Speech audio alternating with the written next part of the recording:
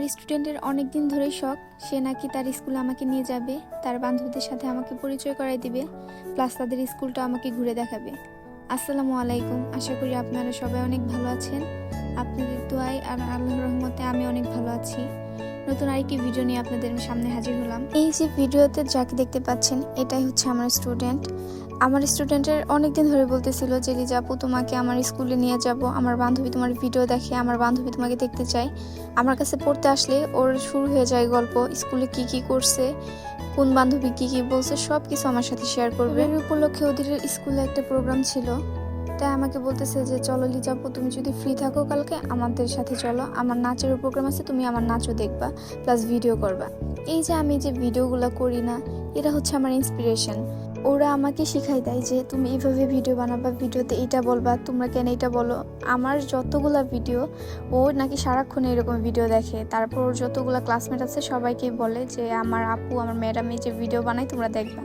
আচ্ছা, কথা বলতে বলতে ওদের স্কুলে চলে এসেছি। ওদের স্কুলটা একদম গ্রাম এলাকার ভিতরে হওয়ায় অনুষ্ঠান সেরকম বড় করে হয় নাই, স্টেজও সেরকমভাবে সাজানো হয় নাই। আর 21শে ফেব্রুয়ারি উপলক্ষে বিভিন্ন জায়গায় অনুষ্ঠান হয়েছিল বিধায় সাজানোর মতো যে জিনিসগুলো আনা হয় ওগুলো সব শেষ হয়ে গিয়েছিল। আর ওর নাচের প্রোগ্রাম যেহেতু ছিল, ওকে সাজাতে সাজাতে আমাদের একটু দেরি হয়ে গিয়েছিল। আমরা যে দেখি যে ওখানে পিটি শেষ, জাতীয় সঙ্গীত গাওয়া হচ্ছিল। পরে আমি আর মামি আমরা দুজনে দাঁড়িয়েছিলাম পাশেই। আর এটা হচ্ছে ওদের স্কুলের ভিতরের অংশ, একটু ভিডিও করে রেখেছিলাম। আর এই দেখেন ছোট্ট একটা পিচ্চি কি সুন্দর করে শাড়ি পরে এসেছে। আমার মনে পড়ে যখন আমরা ছোট ছিলাম, এই 21শে ফেব্রুয়ারি 16 ডিসেম্বর হলে আমরা শাড়ি পরে ঘুরতে যেতাম। ওদিনই ছিল আমাদের ঘোরার দিন, বন্ধের দিন থাকলে সুন্দর করে সাজুগুজু করে সবাই শাড়ি পরে আমরা সেদিন বের হতাম ঘুরতে। এখনকার যুগের পোলাপান তো বেশি আপডেট ভাই। এই 21শে ফেব্রুয়ারি বিজয় দিবস যেই দিবসই হোক না কেন, তাদের কাছে ভ্যালেন্টাইন ডে, তারা সবাই জোড়ায় জোড়ায় বের হয়ে ঘুরতে। যাই হোক, এই যে আমার স্টুডেন্ট, ওকে বললাম যে চলো তোমার কিছু ছবি তুলে দেই। আর এখানে শহীদ মিনারে এসে ওর কিছু ছবিও তুলে দিলাম।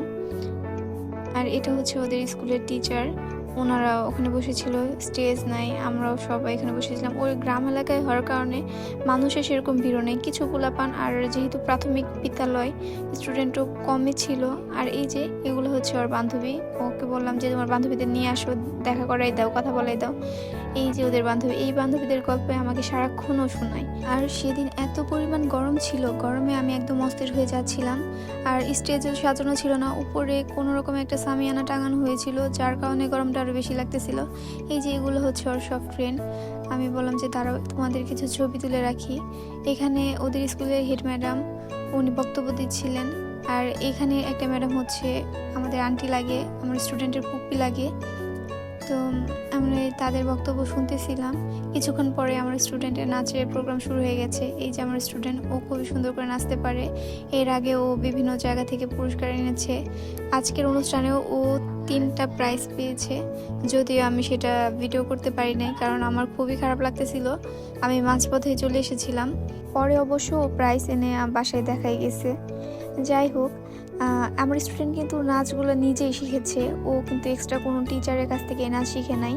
ও খুব ভালো নাচা গানেতে একদম ফার্স্ট অলওয়েজ।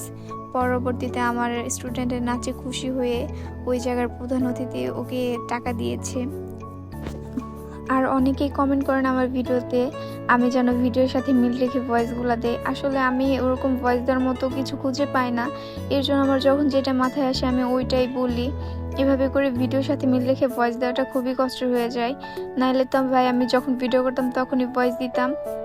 আর আমি ভাই আমার স্কুলে যত দিন প্রোগ্রাম হয়েছে, যখন স্কুলে ছিলাম, কলেজে ছিলাম, এই যে 21 ফেব্রুয়ারি 16 ডিসেম্বর যে প্রোগ্রামগুলো হতো কখনোই অ্যাটেন্ড করতাম না, কারণ এগুলো ভালো লাগতো না। সবসময় স্কুল কলেজ করে অনেক টায়ার্ড থাকতাম, এই বন্ধের দিনগুলোতে আর স্কুলে যেতাম না। কিন্তু সেই আমি আজকে স্টুডেন্টের কথা রাখতে স্কুলে গিয়েছিলাম, যে খুবই কাহিল অবস্থা, এত গরমের মাঝখানে বসে এগুলো আসলে উপভোগ করার মন মানসিকতাও ছিল না। যাই হোক, এরপরে আবার একটা নাচের গান প্রোগ্রাম ছিল, এটা হচ্ছে ওদের স্কুলেরই 3য় শ্রেণীর মনে হয় বাচ্চারা। মানে গ্রামের স্কুল তো যতটুকু যে পারছে অতটুকুই করেছে। এখানে ওরকমভাবে টিচার নাই নাচের জন্য, নাচ শেখানোর জন্য, তো মানে যে যতটুকু পারছে। আর এটা হচ্ছে ওর বান্ধবী, ও ভালোই নাচ পারছে। ওদের ক্লাসের মোটামুটি সবগুলো মেয়ে খুব সুন্দর করে নেচেছে। আসলে গ্রামের স্কুল আর শহরের স্কুলের মধ্যে তো অনেক ডিফারেন্ট, কারণ শহরে যে প্রোগ্রামগুলো হয় এগুলা বাচ্চাদের জন্য আলাদা টিচার থাকে, এগুলাকে আলাদাভাবে ট্রেনিং করানো হয়। বাট এই যে গ্রামের যে বাচ্চাগুলো দেখেন, এরা কিন্তু এরকম ভালোভাবে পোশাক পায় না নাচের জন্য। কিসের টিচার, কিসের এরা মোবাইল দেখে বা ইউটিউব দেখে যতটুকু পারে অতটুকুই শিখে কি সুন্দর করে তা অংশগ্রহণ করতেছে, এটাই অনেক কিছু। কারণ হচ্ছে লেখাপড়ার পাশাপাশি সব ধরনের গুণাগুণই দরকার রয়েছে জীবনে। ওদের স্কুলে ম্যাডাম স্যার ম্যাডামরা অনেক ভালো, কারণ তারা এই যে বাচ্চারা যে যতটুকু পারতেছে এটাতেই তারা খুশি। তারা এদের জন্য পুরস্কারের ব্যবস্থাও করে রেখেছে। এই যে এই মেয়েটা, এটা হচ্ছে 2য় শ্রেণীর একটা স্টুডেন্ট। ও খুব সুন্দর করে আবৃত্তি করতেছিল। ও নাকি জেলা পর্যায়ে প্রথম স্থান অধিকার করে এসেছে আজকে। তারপর ও একটা হচ্ছে একক অভিনয় করেছে, ওটা খুব সুন্দর হয়েছে। আমার স্টুডেন্ট ও একটা কবিতা আবৃত্তি করেছে, এটাতেও ও প্রথম স্থান অধিকার করেছে। আসলে এই জিনিসগুলো করার ফলে কি হয়, মানুষের মধ্যে যে ভয়ভীতিগুলো আছে ওগুলো দূর হয়ে যায়, সবার সামনে কোনো কিছু বলার এই সাহসগুলো হয়। এটা আসলে জীবনে অনেক দরকার। আমি এখন বুঝি, কারণ আমি যখন ছোট ছিলাম আমি কখনোই কোনো কিছুতে অংশগ্রহণ করি নাই। খুবই লাজুক টাইপের ছিলাম, খুবই ভয়ভীতি কাজ করতো। স্যার ম্যাডামদের সামনে যে বলা করা এই জিনিসটা আমার মধ্যে একদমই ছিল না। এরপর আজানের সময় হয়ে গিয়েছিল, এর জন্য মাঝখানে একটু বিরতি দেওয়া হয়েছিল। তো আমরা চলে গিয়েছিলাম উপরে, কারণ নিচে প্রচুর পরিমাণে গরম ছিল। আর মামি আগে থেকে খাবার নিয়ে এসেছিল, তাই ওইটাই আমরা সবাই ভাগাভাগি করে খাচ্ছিলাম। আর এই যে আমার স্টুডেন্টের ছোট ভাই, ও আমার কাছে পড়ে, বাট ও যে একটা বান্দরও ওর কাছে কিছুই না। এই দেখেন স্টুডেন্টের আম্মু ওদের ছবি তুলতেছিল, আর ও পাশে বসে ওদেরকে হাসানোর জন্য চেষ্টা করতেছিল। খুবই বাজে ও। যাই হোক, আজকে আমার ভিডিও এখানেই শেষ। আশা করি সবাই ভালো থাকবেন।